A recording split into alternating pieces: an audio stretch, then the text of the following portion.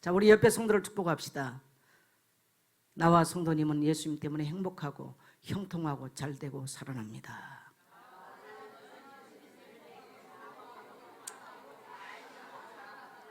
예, 믿어지신 분만 아멘 합시다. 네, 오늘 말씀의 제목은 내 가문에 믿음의 유산을 남기라 라는 말씀의 제목으로 함께 나누기를 원합니다. 여러분은 여러분의 가족의 구원에 관심이 있습니까? 다시 묻겠어요. 여러분은 여러분의 가족의 구원에 영혼에 관심이 있습니까? 하나님은 여러분과 여러분의 가정 가문이 구원받기를 원하세요. 그래서 하나님은 독생자 예수 그리스도를 보내주신 것입니다. 그래서 하나님의 소원은 여러분뿐만 아니라 여러분을 통해서 여러분의 가정 가문이 구원받기를 간절히 소망하십니다. 그래서 유산이란 말을 오늘 제가 썼는데, 유산이란 말은 무슨 말입니까? 사람이 죽은 이후에 자녀들에게 뭔가 남겨놓는 재산을 유산이라, 또 뭔가 남기는 말을 유언이라 그렇게 해요. 그래서 재산과 그 유언은, 유산은 그 사람이 죽었을 때 그것이 작동을 합니다. 효력을. 그럼 내가 죽고 난 이후에 무엇이 작동을 할까? 내가 만일에 오늘 죽는다면 무엇이 작동을 할까? 한번 여러분 생각 한번 해보세요. 제가 지난 아마 8월 첫 주인지 두째 주인지 기억이 잘 안 나요. 주일 오후에 저녁 때 8시가 넘었는데 9시나 이렇게 된 것 같아요. 다 좀 마무리를 하고 침대에 걸터 앉아가지고 다 마무리를 좀 하고 기도를 하려고 이렇게 침대에 앉아 있는데 갑자기 어깨 중심으로 상체에서 힘이 쑥 빠져나가는 거예요. 나도 모르게 앞으로 확 꼬꾸라졌어요. 제가 그런 경험은 처음 해봤어요. 그러니까 다리에 힘이 없거나 뭐 몸에 힘이 없다는 건 내가 경험했는데 갑자기 상체 위에서 힘이 쑥 빠지면서 제가 앞으로 확 꼬꾸라지는 것은 처음 경험을 했어요. 그런데 제가 그 순간에 평생 안 했던 생각 중 하나만, 유언을 남겨놔야 되겠구나. 이렇게 사람이 훅 갈 수도 있겠구나. 이 생각이 제게 확 들어왔어요. 그 순간에 누구를 불러서 내가 유언을 해야 될까? 교회는 내가 누구에게 부탁을 해야 될까? 이 생각을 제가 순간에 하게 된 거예요. 그래서 저는 할 수만 있으면 집 정리나 이런 것들을, 사람은 언제 어떻게 될지 모르잖아요. 늘 시간 되면 정리를 합니다. 뭐 그렇다고 뭐 정리를 잘하는 사람은 아닌데 늘 정리를 해요. 그리고 내가 이 땅에 남겨놔야 될 유산은 뭘까? 제가 남겨놓을 수 있는 것은 교회겠죠. 또 복음을 증거했던 사람들이 유산이겠죠. 이런 생각들을 제가 이제 해보면서 여러 가지 뭐 교회 일들이나 이런 것들을 뭔가 제가 법적 효력이 있을 수 있는 유언을 해야 되겠구나. 이런 생각을 올 여름에 제가 해보게 됐어요. 몇 주 전에 김영도 권사님이 제게 그런 말씀을 하시더라고요. 목사님, 여름에 목사님 설교를 들으면서 목사님이 고별 설교, 마지막 설교를 한다라는 느낌이 들었습니다. 아마 거의가 제가 8월 달에 설교를 하면 성도들이 그런 눈치 못 챘을 거예요. 제가 그 이후에 제가 솔직히 그런 심정이 있어서 제가 그런 설교를 했거든요. 근데 김영도 권사님이 저보고 고별 설교를 한다는 느낌이 몇 번 들었습니다. 그 얘기를 하더라고요. 사실이에요. 오늘 여러분이 만일 오늘 마지막 날을 맞는다면 여러분의 자녀는, 여러분의 가문에는 정말 여러분의 인생을 통해서 믿음의 발자취, 믿음의 유산들이 남겨집니까? 오늘 저는 여러분이 진지하게 이 질문을 한번 하면서 오늘 말씀을 듣기를 간절히 소망합니다. 오늘 본문은 사도행전 16장, 그야말로 마게도니아, 빌립보 지방이죠. 마게도니아는 우리가 잘 아는 유명한 누구죠? 알렉산더의 고향이에요. 세계를 통일한 알렉산더의 고향이 지금 이 마게도니아 지역입니다. 그래서 그러한 이후에 바울이 그 지역에 들어갔을 때에 거기는 이미 이제 로마, 알렉산더가 세계를 통치한 이후이기 때문에 로마의 식민지로 있었던 데입니다. 바울이 그 지역에 가서 복음을 전파하다가 잡혀서 감옥에 들어갔어요. 그래서 밤새껏 바울이 두들겨 맞고, 바울과 실라가 두들겨 맞고 깊은 그 감옥에. 그래서 그 뭡니까 빌립보 감옥을 제가 몇 년 전에 가본 적이 있어요. 그래서 바울이 거기에 찾고 뭡니까 손발이 묶인 채로 그야말로 목에는 칼집을 차고 묶여 있었죠. 근데 그날 밤에 바울과 실라가 그 깊은 감옥에서 한밤중에 찬송하던 중에 이 모든 옥문이 열리고 착고가 풀리는 기적이 났습니다. 그렇게 되면 어떻게 되느냐? 바울을 지켰던 간수는 사형을 당하게 돼요. 바울이 만약 도망을 쳤다면. 그래가지고 이 간수가 칼을 들고 자살을 하려고 그러는 거예요. 이런 일들이 있을 때는 그 간수뿐만 아니라 가족들도 잘못하면 죽는 이러한 위기 상황이 벌어졌습니다. 근데 등불을 들고 와서 보니까 도망친 줄 아는 이 바울이 제수가 도망을 치지 않고 그대로 옥문이 다 열리고 착고가 풀렸음에도 불구하고 감옥에 그대로 있는 거죠. 그래서 이 간수장이 깜짝 놀라서 선생님들이요, 내가 어떻게 하면 구원받겠습니까? 나는 지금 분명하게 잘못하면 이 사형을 당하거나 죽을 지금 위기가 왔는데 어떻게 하면 내가 구원받겠습니까? 라고 질문한 겁니다. 이때 인류 역사를 바꿔놓는 위대한 바울의 답, 같이 합시다. 시작. 주 예수를 믿으라. 그리하면 너와 내 집이 구원을 얻으리라. 바울이 이방 땅 저 데살로니가에 세계 그야말로 위인이 탄생을 해서 세계를 정복한 그 땅에 가서 선포한 위대한 고백, 위대한 선포, 주 예수를 믿으라. 그리하면 너와 내 집이, 너뿐만 아니라 내 집이 구원함을 얻으리라. 이것이 바로 하나님의 계획이었고 하나님의 생각이었고 이것이 바로 그리스도께서 이 땅에 오신 목적이었습니다. 이것을 바울은 이방 땅에서 담대하게 선포한 것입니다. 그래서 그때만 해도 동양이, 중국이 훨씬 발달됐습니다. 학문적으로. 그런데 이 바울의 발걸음, 이 빌립보를 중심한 바울의 발걸음, 이렇게 복음이 증거된 바울의 발걸음을 통해서 서양이 동양을 앞서는 놀라운 인류 역사가 바뀌어버린 시점이 지금 출발하고 있는 내용이에요. 누가 복음을 받았느냐? 어느 가정이 복음을 받았느냐? 어느 지역에 복음이 들어갔느냐? 거기는 반드시 따라합시다. 기적이 일어나게 돼 있다. 변화가 일어나게 돼 있어요. 그래서 이 바울을 통해서 그런 역사가 지금 빌립보와 또한 이 데살로니가에, 다시 말하면 로마를 향한 이런 일들이 났습니다. 우리는 나와 우리 가정 그리고 이 세상 구원받는 일에 관심이 있는가? 다시 한번 질문하겠어요. 여러분은 여러분의 가족, 여러분의 가문, 여러분이 만나는 사람, 우리가 살아가는 이 대한민국과 이 시대가 정말 구원받기를 원하는데 관심이 있습니까? 오늘 저는 여러분이 그냥 제가 아멘을 끌어내려고 한 게 아니고요, 여러분의 내면을 진실하게 한번 봤으면 좋겠어요. 만일에 하나님이 오늘 나를 부른다면 나는 정말 거기에 관심을 갖고 그 일을 위해 살아가는 사람인가? 오늘 내가 죽는다면 나는 구원받았는가? 내가 만일 오늘 죽는다면 우리 가족들은 구원받았는가? 오늘 내가 만일에 죽는다면 나는 정말 복음 때문에 살다가 가는 것인가? 어떻습니까? 우리는 죽음이 멀리 있을 거라고 생각합니다. 바울도 잘못하면 오늘 그 자리에서 죽을 수 있었던 자리예요. 오늘 이 간수도 잘못했다면 사형 언도를 받을 수 있는 그러한 상황들이었습니다. 그들은 마지막 그 죽음의 위기 앞에서도 그들의 질문과 그들의 답은 그리스도 안에 있는 구원인 줄 믿습니다. 자, 그러면 오늘 제가 1세대여 남길 믿음의 유산이 있는가? 여기서 1세대는 물론 나이적으로 있습니다만 그게 아니고 예수 믿는 1세대라면, 또 여러분이 예수 믿고 살아왔던 세대라면 여러분의 다음 세대를 향해서 남겨놓을 믿음의 유산이 있는가? 제가 이 상체에서 힘이 쑥 빠지면서 앞으로 팍 꼬꾸라졌는데 기도를 못 하겠더라고요. 그래서 제가 침대에 바르면서 하나님, 제가 기도를 못 하겠습니다. 나는 힘이 그렇게 빠진 걸 난 처음 경험했어요. 그러니까 저도 모르게 이게 두려움이 확 왔어요. 이거 어떻게 해야 되지 하면서 그 순간에 누구를 불러서 내가 유언을 남겨놔야 될까?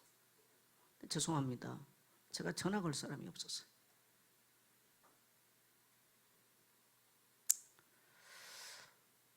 제가 이 생각을 하면서 많은 지금 한 달, 한두 달 지나오면서 많은 생각을 해보게 되는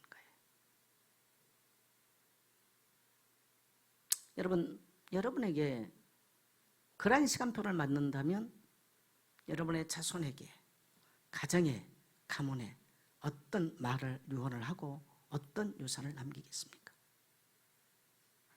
우리는 늘 비전을 많이 쫓아가잖아요. 좋아요. 저도 비전으로 어떻게 보면 살아온 사람인데 그것만은 아니거든요. 자, 그러면 제가 1세대여 남길 믿음의 유산이 있는가? 60세가 넘었다면 인생을 정리해 봐야 돼요. 사람들이 60이 넘었는데도요, 자기가 살아오는 길을 지금 점검하지를 못해. 돌아보지를 못해요. 내가 어디서 무엇을 하는가? 오늘 여러분, 내가 어디에서 뭘 합니까? 또 무슨 일을 하고 살아가는입니까? 이것을 가족들에게 진실하게 내가 오늘 아버지는 내가 이러이러한 일을 하고 나의 소득은 이러이러한 데서 내가 얼마를 소득하고 어떻게 살아간 거를 이걸 여러분의 가족들하고 나눕니까? 어떤 사람은 아버지가 뭐 하러 다닌지를 몰라. 엄마가 어디 가서 뭐 하는지를 몰라. 자녀들이 어디 가서 뭘 하는지를 몰라. 뭐 그 자녀들이 뭐 다음에 뭐 돌아와서 나이 먹으면 정리하면 되지만 만일에 내가 60이 넘었다면, 그래서 오늘 저는 우리 1세대가 하나님 앞에서 자신을 한번 성찰해보고 나는 정말 믿음 안에서 남길 믿음의 유산을 준비하며 살아가는지 한번 볼 수 있는 시간 되기를 주의 이름으로 축복합니다. 그래서요, 가족의 영혼에 애통한 마음으로 관심을 가져야 되는 것이죠. 그래서 그렇기 위해서는요, 신앙인이라면 자기에게 진정성 있는 말이 필요해요. 뭐 저는 많은 사람들을 만나잖아요. 백이 별말이 필요 없어요. 그 눈빛, 그 언어의 진정성은요, 나이가 먹으면 그냥 알아. 그거. 진정성 있는 말, 가족 안에 진정성 있는 언어, 정말 아버지로서 믿음을 가지고 살면서 오늘 하루 동안 내가 세상 가운데 힘들게 일하고 살았지만은 아버지는 이런 일 속에서 나는 여기서 최선을 다하고 살아왔다. 그리고 비록 나의 소득은 적지만 나는 하나님께 감사한다. 할렐루야. 그럴 수 있는 아버지의 삶의 모습이라면 얼마나 복되겠어요. 얼마나 복되겠어요. 근데 만일 어디 가서 뭐 하는지도 몰라요. 이 소득을 가지고 뭐 하는지도, 뭐에 쓰는지도 몰라요. 자녀들이 아버지가 버는 돈의 소득을 어디다 쓰는지도 몰라요. 만일에 오늘 여러분 그러한 성도님들이 계시다면 이 가정의 삶을 턴시키세요. 꼭 부탁드립니다. 할렐루야. 할렐루야. 여러분의 가정에 하나님의 복이 임하기를 원하신다면 부부와 친밀해야 돼요. 3대 예배 아무리 해도요, 부부가 친밀하지 않으면 그 가정은 안 됩니다. 두 번째, 자녀와 벽이 없는 대화를 하세요. 진정성 있게. 아버지는 이렇게 일을 하고 산다. 아버지가 노력해도 아버지의 소득은 적다. 아니면 아버지의 소득은 많다. 우리가 하나님께 기도하고 하나님 나라를 위해서 쓰임 받기를 기도하자. 이러한 가장, 이러한 어머니, 이러한 아내가 오늘 여러분의 가정 되기를 축복해요. 그래서 나이 60 넘었으면요, 정리하면서 생각해야 됩니다. 나이 60이 넘는데 집도 뭐가 정리 안 되고 인생도 정리 안 되고 그렇게 살아가면 안 돼요. 그래서 원래 성경은요, 우리가 부활 생명을 말한다면 죽음 같이 말해야 되는 거예요. 근데 그 말 듣기 싫으니까 잘 안 한단 말이죠. 그러나 오늘 저는 바울의 죽음의 얘기 속에서, 빌립보 간수의 죽음의 얘기 속에서 그들의 관심은 어디에 있었는가? 제가 바로 오늘 설교의 포커스는 바로 거기인 것입니다. 그러면 우리는 지금 전 세계는요, K자만 들어가면 지금 환장, 발광 난리 났습니다. K팝, K드라마, K영화, K메이커, 뭐 K의류, K 뭐 하여튼 K자만 들어가면 전 세계 발광이에요. 여러분, 언제부터 우리가 그렇게 됐어요? 제가 몇 년 전에 상하이에서 밤에 이제 이렇게 길을 묻는데 여자 경찰을 만났는데 한국 사람을 알아서, 아니 상하이 광장에서 아마 김찬수가 그때 있었던가요? 이순신 장님 아마 그때 있었던 것 같아요. 우리 그 저기 뭐냐, 저기 갔을 때죠. 어디냐? 상하이에서 그 뭡니까? 예? 항저우 갔을 때. 그래서 상해에서 이제 기차를 좀 타려고 갔더니, 이 여자 경찰이 경찰 하려고 그래서 않고, 나는 권상우를 몰라요. 지금도 모르는데, 권상우 하면서 막 이름들을 쫙 부르는 거야. 그리고 환장을 한 거야. 경찰 자기 직분을 어디 가버렸어. 그게 벌써 10년 훨씬 전 얘기예요. 2007년도가 된 얘기인 것 같은데. 아주 미쳐요. 경찰이, 여자 경찰이. 지가 권상우 할지 난 지금도 권상우 모르거든요. 난리야, 난리. 말레이시아에 갔더니, 이제 우리가 한국 사람인 줄 아니까 막 강남 스타일 그때. 난리가 났어요. 그래서 제가 또 강남 스타일을 못하지만 또 했더니 막 사람들이 막 다 머리 허연을 강남 스타일을 막 다 쳐다봐, 막. 세상에. 애굽에서 지금 이집트에서요, 요르단 쪽으로 이렇게 이제 우리가 차를 타고 올라가면서 입국을 하거든요. 그러면 그쪽은 굉장히 이제 중동 이 경계선이기 때문에 굉장히 엄격해요. 그때도 강남 스타일이 나왔을 때야. 아니, 이미그레이션에서 한국 사람들을 알고 이 이미그레이션에 앉아있는 그 굉장히 경계가 삼엄한 이쪽에서 글쎄 강남 스타일, 이미그레이션에 앉아있는 사람들이 강남 스타일하고 난리가 났어. 이야, 이게 여러분요, 왜 그렇게 됐을까요? K방역? 솔직히 우리나라 K방역 나 잘했는지 못했는지 모르겠어요. 이 K방역 이후에는요, 완전히 세계 이상에서 대한민국 완전히 바뀌어버렸어요. 어떻게 보면 코로나가 한국 때문에 온 것처럼 그렇게 돼버렸어요. 여러분, 왜 그렇게 됐다고 생각하십니까? 왜 그렇게? 하여튼 보니까 스페인에서는요, 교과서에 아리랑을 넣었더만요. 우리나라는 있는지 모르겠어요. 나 지금 학교 교과서에. 초등학교 5학년 교과서에 스페인에서 아리랑이 들어갔어. 스페인 아이들이 동구밭, 가수원, 우리나라 애들도 안 하는 거. 그거라고 푸른 하늘 은하수를 하고요. 엄마야 누나래 하고요. 그 다음에요, 뭡니까? 엄마가 섬 그늘에 꿀 따러 가며. 꿀이요, 꿀이 하여튼. 예. 우리가 초등학교 때 불렀던 거를 세상에 스페인에서 그거를 합창단이 하는데 나 깜짝 놀랐습니다. 난리예요. K-팝 아주 날 뒤집어져요. 미쳐요. 거의 신적인 존재. BTS 이런 아이들은요, 거의 신적 존재입니다. 거의 신적 존재. 그냥 노래하는 사람들이 아니라 거의 신적 존재. 왜, 무엇이 이렇게 만들었을까요? 저는 거기에 대해서 질문하고 생각해 봅니다. 여러분, 반드시 아셔야 됩니다. 한 가장이나 가족들이 정말 복음과 하나님 나라와 교회를 위해서 목숨 걸고 헌신했던 우리 1세대를 기억해야 돼요. 그들은 논밭 다 팔았어요. 그들은 주일 모든 예배 새벽 정말 교회 나와서 발을 뻗어놓고 울고요. 교회를 짓는 때 목숨 걸고 지었고요. 모든 예배 다 참석하면서 생명 걸고 예배를 지키고 교회를 지키는 우리 1세대 거룩한 믿음의 순교자들이 있는 줄 믿습니다. 하나님이 그 후손들을 축복해야 되는데 그들만 쭉쭉 뽑아서 축복 못하잖아요. 그 후손들은 당연히 축복하지만 그 후손을 축복하기 위해서 하나님은 대한민국 전체를 축복해버린 거예요. 여러분이 만일에 믿음의 사람이요, 믿음의 유산을 남긴다면 여러분이 가는 거, 여러분의 후손이 가는 거, 그 회사가 별 볼 일 없는데 그 회사를 축복하는 겁니다. 왜? 여러분 때문에 축복해요. 그 믿음이 있어야 돼요. 할렐루야. 그래서 우리 대한민국이 이토록 놀라운 복을 받았습니다. 여러분, 가정 가문에 오르는 공고한 진을 깨트리시고요, 축복의 씨앗을 심어야 됩니다. 믿음의 씨앗을 심게 되시기를 주의 이름으로 축복합니다. 그래서 여러분의 가족들이 예배자로, 그러려면 여러분 자체가 예배자로 서야 돼요. 여러분 자체가. 오늘 죽으면 천국 갈 수 있어요? 정말 진지하게 질문하셔야 돼요. 정말 내가 오늘 죽으면 천국 갈 수 있는가? 정말 우리 자녀가 오늘 죽으면 나는 할렐루야 기쁨으로 우리 자녀를 천국 보낼 수 있는가?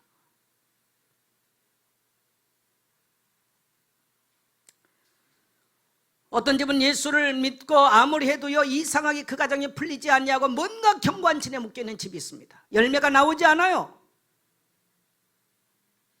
여러분, 예수 믿고 구원받은 것은 은혜로 하는 것입니다. 대가가 없어요. 그러나 하나님의 축복의 열매를 맺는 것은 따라 대가지불. 사람들은 축복도 공짜인 줄 알아. 아니요, 공짜 아니에요. 분명히 하셔야 돼요. 공짜 아닙니다. 그래서 우리의 견고한 진이 뭔가? 왜 인생을 살아도 열매는 나오지 않는가? 무엇이 우리 가정 안에 견고한 진인가?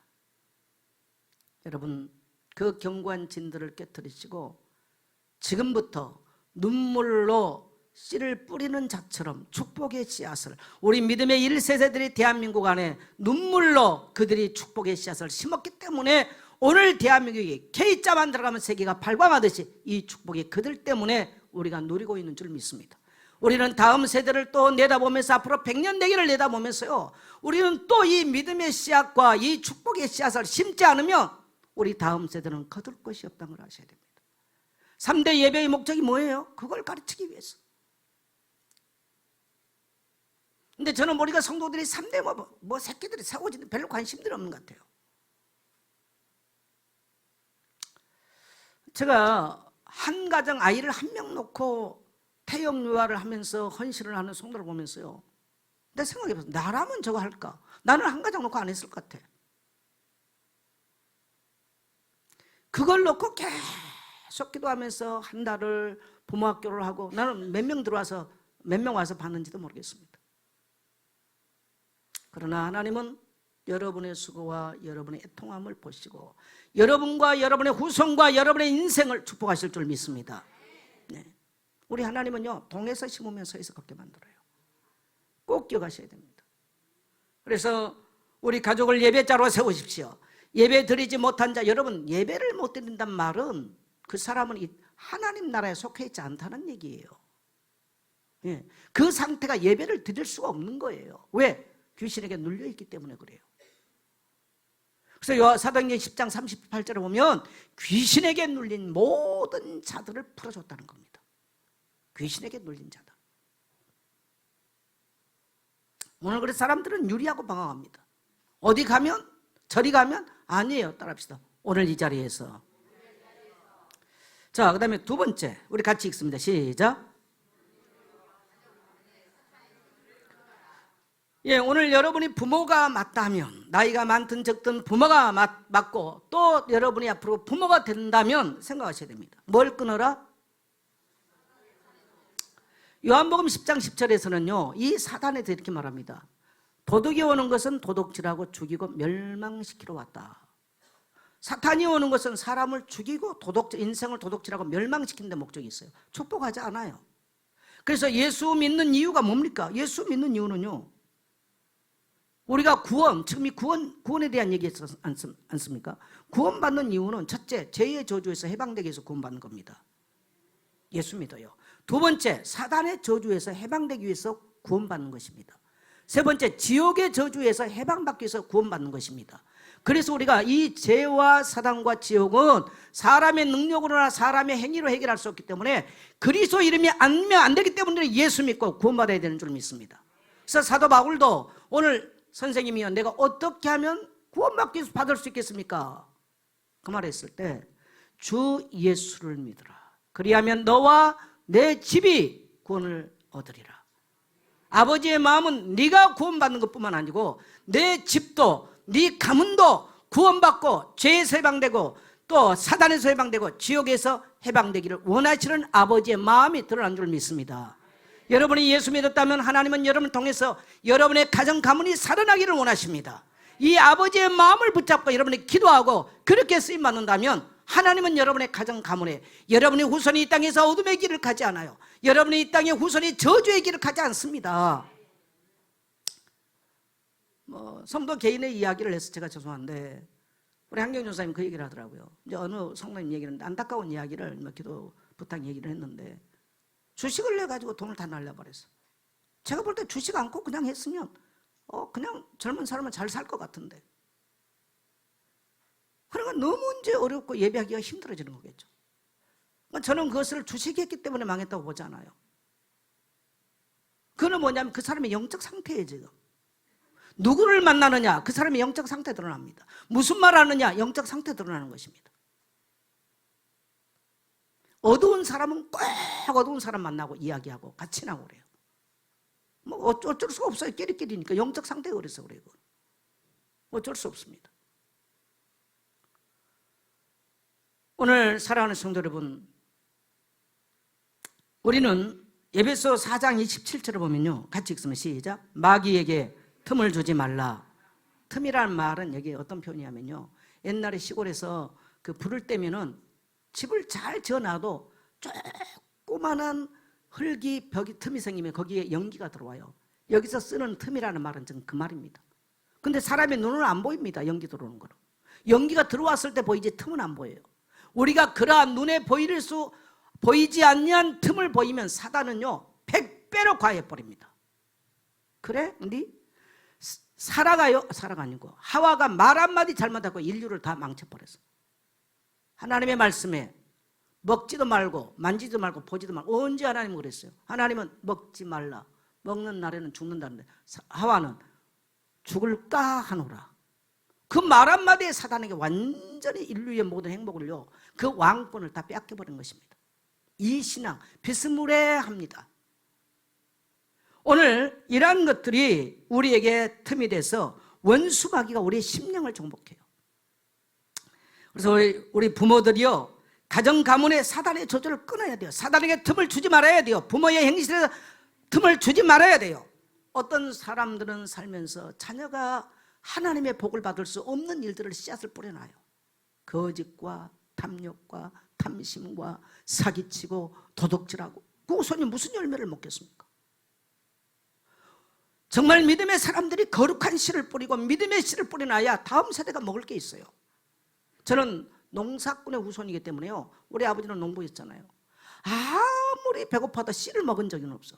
씨는 반드시 남겨놓는 거예요. 따라합시다. 아무리 힘들어도 믿음의 씨는 뿌리자. 그래서 여러분이 가서 복음을 전하고 누군가의 말씀을 전하고 교회 내 성도를 돌아보고 일으키고 헌금을 드리고, 교회가 어렵지 않은 거 헌금을 드리는 거 누가 알아주지 않을 수 있어요. 그러나 여러분, 하나님은 지금 대한민국을 세계가 열광하도록, K자에 열광하도록 만든 것처럼 그것은 몇 사람의 순교와 믿음의 사람들 때문인 것입니다. 오늘 여러분이 그런 믿음의 길을 걷는다면, 그런 믿음의 유산을 남긴다면 오늘 하나님이 여러분과 여러분의 후손 속에 그런 열매를 맺게 하실 줄 믿습니다. 시편 126편을 보면요, 울면서 씨를 뿌리라는 거. 울며 씨를 뿌리는 자는 기쁨으로 걷는다는 것입니다. 울며. 근데 오늘날 사람들은 안 합니다. 그래서 우리 다음 세대가 이 땅에 다음 세대가 어떻게 열매를 먹을까? 저는 자식이 없잖아요, 혈륜적으로. 그러나 여러분 자식들 있지 않습니까?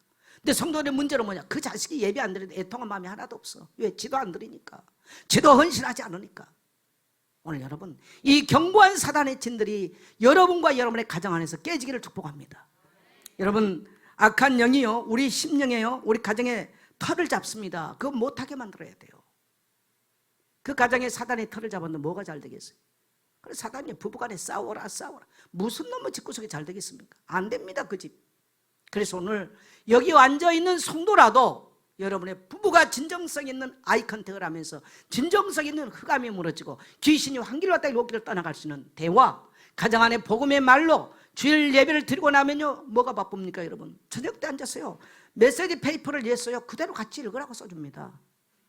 저 지금 왼손으로 몇 달 치잖아요. 여러분 왼손 가지고 이거 컴퓨터 쳐보세요. 이게 잘 쳐지는지. 안 쳐져. 이 거꾸로 가잖아요. 이거 쉽지 않아요. 그래서 쳐요. 왜? 여러분에게 조금이라도 도움되라고. 아멘. 제 아주 친한 수님이 로마에서 왔어요. 그때 전화가 왔더라고. 그래서 목사님 팔은 좀 나았습니까? 나았으면 이번 목요일날 식사나 같이 하자. 그래서 이런저런 얘기하고, 설교는 못 하시죠? 그래서 제가 설교합니다. 그때 놀래요. 그거 어떻게 합니까? 그래서 제가 설교할 메시지는 제가 밤을 새워서 앉아서라도 연소를 쳐서 합니다. 그때 와, 그 정신력 대단하시네요. 그래서 내가 일한 만큼 벌겠다는 생각. 자, 질문 한번 하겠어요. 아주 좋은 질문인데, 내가 열심히 일해서 일한 만큼 벌겠다. 맞는 생각이 틀린 생각이에요? 예? 대답해 보세요. 내가 열심히 일해서 일한 만큼 내가 소득을 가지고 잘 살겠다. 맞는 생각입니까? 틀린 생각입니까? 맞는 생각이죠. 땡. 그러면 다시 질문하겠어요. 아브라함이 일해서 부자가 됐습니까? 하나님의 복을 받고 부자가 됐습니까? 왜요? 아브라함은 일하기 전에요, 가나안 땅 들어와서 아직 일 터도 잡기 전에요, 너는 복의 근원이 될 거라 하는 명령해 버렸어요. 이게 바로 예수 믿는 거라는 것을 성경은 보여주고 있는 거예요. 내가 일한 만큼, 여러분 일한 만큼 얼마나 봅니까? 그럼 일하지만, 아니 저는 게으른 사람을 아주 싫어합니다. 게으른 사람은 싫어해요. 근데 이 사고는 틀린 생각이에요. 그래서 제가 여러분에게 써준 페이퍼에도 내 땅은 몇 배로 소출을 내라? 100배로 소출을 내라. 그러니까 내가 일하는 것을 어떻게 100배를 냅니까? 못 내는 거예요. 그런 사고를 갖고 있기 때문에 그 사람은 하나님 나라에 위해서 쓸 수가 없어요. 하나님은 아브라함처럼 약간 멍청한 것처럼 보여도요, 네가 복에 근원된다니까 계속 하는 거야. 너는 복에 계속 해버려요. 그런 사람 하나님 쓰시는 거예요. 그래서 아브라함을 믿음의 조상이라고 말하는 것입니다. 오늘 저와 여러분이 땅에 살면서 따라합시다. 믿음의 조상, 그런 신분을 가지고 사는 것입니다. 여러분의 자녀에게도요, 그걸 가르쳐줘야 돼요. 그래서 나의 소득은 하나님 나라를 위해서 헌신하는 것입니다. 여러분 한 달 일해가지고 얼마 봅니까? 저는 성도들이 11조 보면 그 여러분이 얼마 본가 알잖아요. 저는 안 봅니다. 그거 보면 알지만 안 봐요. 제가 보는지 안 보는지 권지용 원사가 더 잘 알아요. 전 그거 안 봐요. 그러면 저는 오늘 여러분이 이 땅에 살면서 여러분의 이 가정 가문 안에 거의가 경제 문제 걸렸거든요. 여러분 그 뭐 늘 빚지고 하는 사람은요, 이 가정 가문은 그대로 내려갑니다. 그거 꼭 아셔야 돼요. 그걸 깨지 못하면요, 어느 날 자녀도 그 덫에 걸려. 희한해요. 예수 믿는다는 말은 뭐냐면요, 나의 원죄, 나의 자범죄, 조상에 대해서 해방된 게 예수 믿는 것입니다. 그래서 전에는 사망의 법이 나를 주장해서 죽을 수밖에 없었지만 예수 믿고 나니까 생명의 법, 성령의 법이 우리를 주장해서 하나님의 축복 가운데 살게 하신 줄 믿습니다. 그게 예수 믿는 거예요. 그래서 예수 믿자고, 그래서 예배 드리자고, 그래서 믿음으로 살자고 우리는 외치는 줄 믿습니다. 네. 네. 그래서 가정의 여러분은, 그래서 내가 소득을 얻어서 어떤 사람은 모르겠습니다. 저는 성도들 일일이 헌금하는 거 잘 안 봅니다. 여러분, 오늘 저는 여러분이 이 말씀을 듣고요, 여러분이 교회를 통해서 하나님의 영생의 말씀을 듣고 이 복음의 비밀을 누리고, 그렇다면 교회를 위해서도 헌금하세요. 선교를 위해서도 뭐 성도들이 헌금 많이 합니다만은 당연히 여러분 교회 재정을 위해서도 헌금하게 되시기를 축복합니다. 우리 신앙의 믿음의 선조들은 자기 집을 팔아서 냈어. 자기 논밭을 팔았어요. 이것이 우리 한국 땅을 이토록 부유하게 만들고, 우리까지도, 상관없는 우리까지도, 우리 부모는 그거 안 했거든요. 상관없는 우리까지도 하나님의 복을 받게 하신 줄 믿습니다. 그러면 우리는 또한 이 땅의 다음 세대를 보고 그러한 일들을 해야 될 줄 믿습니다. 누군가가 뭐 태영아 한 사람을 보고요, 정말 기도한다면 무디가 아이 한 명 놓고 주일학교 했습니다. 무디 학교를 안 나와서 주일학교 교사를 안 써줬거든요. 정식 교사가 안 됐어. 그러니까 무디가 그냥 밖에, 교회 밖에 가서 한 명 놓고 시작했어. 점점점 아이들이 많아졌어. 우리 한국 교회를 붕시킨 사람이 누군지 아세요? 하지 선교사인데, 하지 선교사가 무디 신학교 출신이에요. 또 저기 강원도 가면은 예수원이 있는데, 예수원의 초대 원장이 누구냐면 알레이 토리 신부님이에요. 성공회. 그 원래 장로교 목사였죠. 그 후손이 이제 성공회 목사님이었는데, 그분이 누구냐니까 초대 무디 신학교 학장입니다. 우리 한국에 희한하게도 하나님이 한국 땅을 축복하려고요, 이 무디 신학교 사람들, 무디를 통해서 미국이 붕이 일어났던 그 후손들이 우리 한국에 왔어요. 그런 일들을 행하신 거예요. 할렐루야. 그래서 평양 대붕을 일으키면서 성도들이 회개하고 통곡하면서요, 다 재산이고 집이고 내놓으면서요, 한국에 붕을 일으키고, 이런 기적을 대한민국 안에 일으킨 줄 믿습니다. 저는 우리 모든 성도님들이 여러분의 후손에게도 여러분의 후손이 먹을 수 있는 이러한 믿음의 유산, 이런 믿음의 기적들을 남겨놓게 되시기를 주의 이름으로 축복합니다. 그리고 교회는 다음 세대를 살리는 학교가 간절히 필요합니다. 그래서 어제 아이들 고비 캠프 보내는데, 왜 보내느냐, 지금 그런 학교 하기 위해서 지금 워밍업을 하고 있어요. 지금 오면 만일에 부모가 이렇게 관심 없다, 그래서 여기서는 반드시 부모 교육을 먼저 시킵니다. 왜? 부모하고 아이라고 생각 틀려보면 안 되잖아요. 아이는 부모 수준을 잘못하면 못 넘어갑니다.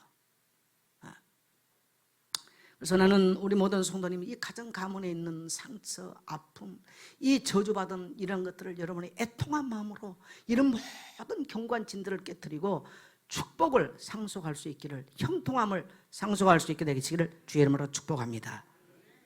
그리고 특별히 우리 교사들, 제가 금요일 밤에 교사들하고 얘기를 좀 하려고 교회 왔더니 교사들이 가윤 위에 남은종 원사 느꼈어요. 전화 걸어도 안 받아. 그 다음날 아침에 내가 전화 걸어도 통화하기 어렵더라고. 교사들 참 수고 많이 하는데 부탁드릴게요. 예배 자리에 모델 되세요. 아이들에게는 율동 잘하는 게 모델이 아니에요. 신앙을 살아가는 삶의 모습, 뭡니까? 말씀의 원칙돼서 살아가는 모델이 나와야 돼. 무디같이. 그래야 우리 다음 주일학교든 중고등부든 잘 가르치는 사람이 아니라요, 삶을 살아가는 신앙의 모델 교사, 언제든지 예배 자리에 있는, 금요 기도의 자리, 수요 예배 자리, 새벽에도 나와서 기도하는 그런 우리 교사 되기를 축복합니다. 네. 그 다음에 영적 전쟁의 강력한 무기는 뭐다? 하나님 말씀이에요. 자, 우리 사도행전 10장 32절 같이 봅니다. 시작. 자, 최초로 바울이 이방 땅, 뭡니까? 마게도니아에 뭐를 전했더라? 말씀을 전했더라. 주의 말씀을 전했더라. 어둠 가운데 있던 그 땅이 생명의 빛으로 나오게 되는 줄 믿습니다. 여러분의 가정 안에 하나님의 말씀이 들어가면 어둠 가운데 묶여있던 여러분의 가정 땅이 빛 가운데로 나오게 되는 줄 믿습니다. 예. 그래서 우리는 에베소 6장 17절에 구원의 투구와 성령의 검 곧 하나님의 말씀을 가지라. 우리의 강력한 견고한 진을 깨트리는 것은 뭐라고요? 하나님의 말씀입니다. 그래서 심령의 말씀이 채워져야 변화 일어납니다. 교회 100년 와도 그 사람은 안 변합니다. 어떤 사람은 한 번 와서 신앙생활하면서 변화를 받은 사람이죠. 특징, 말씀이 있어요. 한 번 말씀 듣고 말씀이 가슴에 잘 박힌 못처럼 심장을 간통해버린 사람이 있어요. 그 사람은 변화 일어나요. 근데 100년이 가도 안 변해서 인생에 열매가 안 나온 사람이 있어요. 죄송해요. 오늘날에 예수 믿으면 왜 열매 나오지 않는가? 삶은 여전히 가난하고 여기에 허덕대는가? 라고 생각한다면 오늘 여러분 성령의 검, 하나님의 말씀의 검을 갖게 되시기를 축복합니다. 성경 그거 말하죠. 그래서 말씀이 심령 안에 채워져야 내게는요, 세상이 이해할 수 없는 영적인 힘이 생기고요, 기쁨이 생겨요. 그리고 그 주변에 사람이 변화되기 시작해요. 외적인 행위가 아니에요. 행위는 그 다음의 이야기예요. 그래서 꾸준히 말씀을 암송하고 소리내서 읽고 긍정의 말과 믿음의 말로 고백하라. 이걸 다시 한번 읽겠습니다. 시작.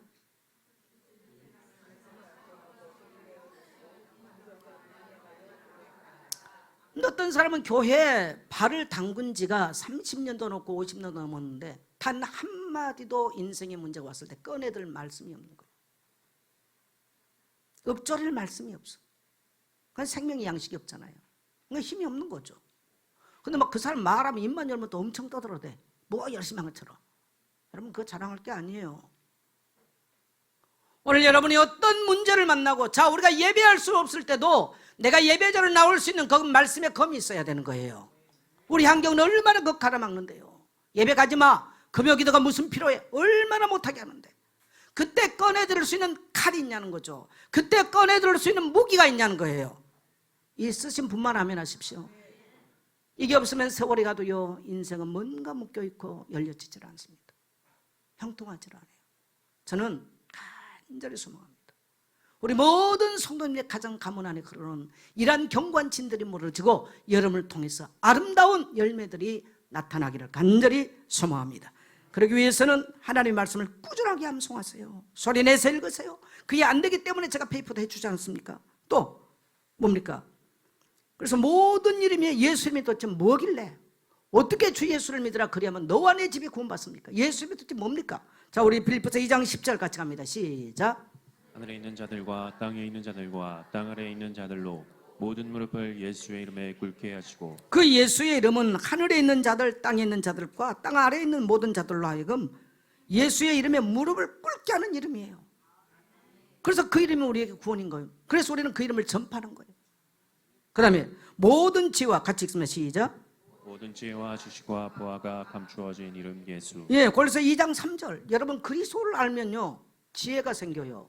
만날 사람 안 만날 사람 지혜 생겨요. 그 다음에 뭐가 있어요? 지식이 생겨요. 보화를 하나님은 보화를 어디다 감췄느냐? 그리스도 이름 안에 감춰놨어. 여러분 보물찾기 해봤잖아요, 옛날에. 예, 보물찾기. 그럼 보물 잘 찾으면 뭐가 나와? 예수 이름 안에 하나님은 인생의 모든 보물을 거기 감춰놨습니다. 그래서 예수 믿자는 거예요. 그래서 내 자녀들도 예수 믿자는 거예요. 내 가문을 예수 믿게 하는 것입니다. 그래서 하는 겁니다. 자, 그래서 우리는 여러분요, 그리스도 왕국에서 우리와 우리 가정 가문이 살도록 만들어야 됩니다. 여러분, 이 땅에는요 3가지 왕국이 있어요. 첫째, 우리가 속해 있는 대한민국. 두 번째, 하나님의 왕국이 있어요. 세 번째, 사단의 왕국이 있어요. 대한민국 사는 것은 당연한 거예요. 그러나 우리는 하늘 백성으로서, 하나님 나라 백성으로, 아까 우리 찬이가 너무 포럼을 잘해줬어요. 목사님 설교에 우리에게 하나님 나라가 이루어졌다. 어떻게? 예수님이 하나님 나라를 가져와도 정확하게 표현했어요. 찬이 박수 한번. 설교 정확하게 듣고 온 거예요. 어떻게 우리가 하나님 나라 왕국으로 어떻게 삽니까? 예수님이 하나님 나라를 가지고 오셨어요. 그래서 그 안에 들어가면 귀신의 권세가 무너지는 거예요. 가난도 내 능력과 상관없이 떠나는 거예요. 질병과 저주가 떠나는 것입니다. 그래서 내가 노력해서 되는 게 아니라는 거예요. 하나님의 나라는. 믿어지시면 아멘 합시다. 그래서 때가 찼고 하나님 나라 가까웠으니 회개하고 복음을 받으라. 예수님 목사가 그렇게 말씀하셨어요. 여러분, 그래서 사단의 왕국에서 빠져나와 하나님의 왕국에서 사십시오. 이건 영적인 비밀이에요. 영적 비밀. 그 다음에요, 귀신에게 눌리면 어떻게 되냐? 눈이 멀어. 내가 이 사람 만나야 될지 자기가 지금 뭐 하는지도 몰라. 귀신에게 눌리면 어떻게 되느냐? 어둠 가운데 살다가요 인생 끝나버려. 그래서 늘 무슨 말을 하느냐? 상처받은 이야기, 부정적인 이야기. 여러분, 그래서 우리 자녀들이 툭 하면 어디가 상처받아. 그럼 막 분노가 가득 짜져 있어. 원망이 가득 쌓여 있어. 그렇게 만들어 놓으면 안 되는 거예요. 우리는 무슨 일을 만나도 원수의 세력을 대적받고 상처받았어도 그것을 승리할 수 있는 길로 만들 수 있는 사람으로 살 수 있게 되시기를 주 이름으로 축복합니다. 예. 그래서 우리는 천국은 여러분 침노하는 자들의 것이에요. 매일 침노하듯이 말씀을 암송하고 말씀을 취하고 우리는 무기를 매일 취해야만 되는 것입니다. 침노해야 돼요. 그러니까 제가 이번 우리 여기자 수련하면서요, 사단이 어디 공격하냐? 우리 정서에 공격한다. 그 말에 다 충격받고요, 다 내한테 전화 왔어. 그러니까 마음은 다 막 여기 삐약겨버리고. 여러분, 그래서 행복은 돈이 많기 때문에 행복한 게 아니에요. 그 사람이 이미 생각이 가난한 사람은 돈 줘도 그 사람은 가난합니다.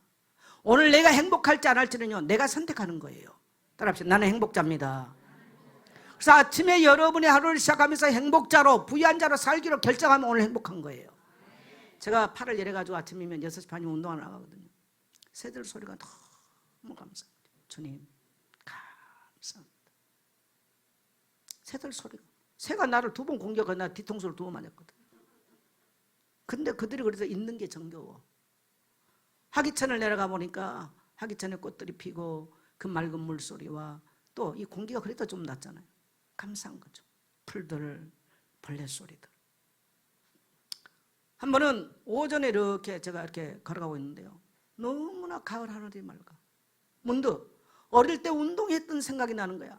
코스모스가 하늘하늘한데 막 친구들이 이럴 때 막 천군 이겨라 백분이라 막 얼마나 소리껏 목청껏 응원했던 그 청량한 하늘빛 아래 그렇게 그 들렸던 함성 소리, 그게 너무너무 그리워지는 거야. 순간 그때 그 친구들 다 어디 가서 뭐 하고 있나 그작 들더라니까요.